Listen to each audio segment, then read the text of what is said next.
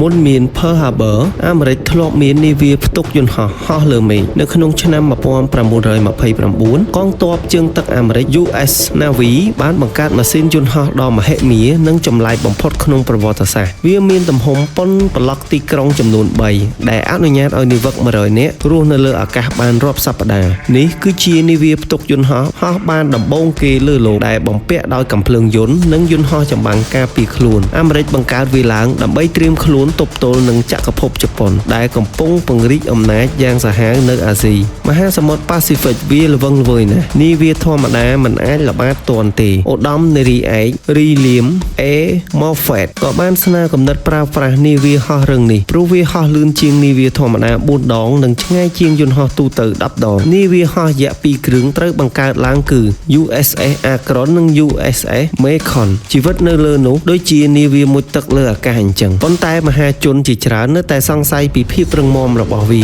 ហើយគ្រោះថ្នាក់ក៏បានកើតឡើងមែន USS Macon ត្រូវបានខ្យល់ព្យុះបោកបក់ធ្លាក់ចូលមហាសមុទ្រនៅឆ្នាំ 1935 បណ្ដាលឲ្យមនុស្ស 76 នាក់ស្លាប់រួមទាំង Moffett ផងដែរក្រោយមកមេបញ្ជាការថ្មីគឺលោក Herbert Wiley អ្នករស់រានមានជីវិតពី Akron បានកែប្រែយុទ្ធសាស្ត្រលើនាវា USS Macon លោកបានប្រើប្រាស់យន្តហោះចម្បាំងធុនតូច Spare Rutherford ឲ្យហោះទៅល្បាតពីចម្ងាយជំនួសវិញលោកថែមទាំងបានធ្វើរឿងដ៏គួរឲ្យភ្ញាក់ផ្អើលមួយដោយប្រើនាវាហោះតាមប្រមាញ់និងរកឃើញនាវាសម្ងាត់របស់ប្រធានាធិបតី Roosevelt ប៉ុន្តែជាអកុសលនៅឆ្នាំ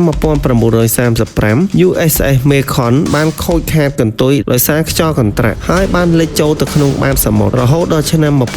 1941 ពេលជប៉ុនវាយឆ្មក់កំពង់ផែ Pearl Harbor ដោយគ្មាននរណាដឹងខ្លួនមនុស្សជាច្រើនគិតថាបើសិនជាកងនាវាហោះរបស់លោក Moffett នៅមានជីវិតពួកគេប្រហែលជាអាចមើលឃើញសត្រូវនិងជួយសង្គ្រោះអាមេរិកទាន់ពេលជាមិនខានប៉ុន្តែយុគសម័យបានផ្លាស់ប្ដូរបច្ចេកវិទ្យាយន្តហោះទំនើបបានដើរលឿនជាងហើយនាវាហោះយក្សទាំងនេះក៏ក្លាយជាប្រវត្តិសាស្ត្រដ៏អស្ចារ្យដែលត្រូវបានគេបំភ្លេចចោលសូមកុំភ្លេចចុច Subscribe និងដាក់រូបកណ្ដឹងម្នាក់មួយផងដើម្បីទទួលបានវីដេអូថ្មីៗបន្តទៀតជួបគ្នានៅវីដេអូក្រោយបន្តទៀតសូមអរគុណ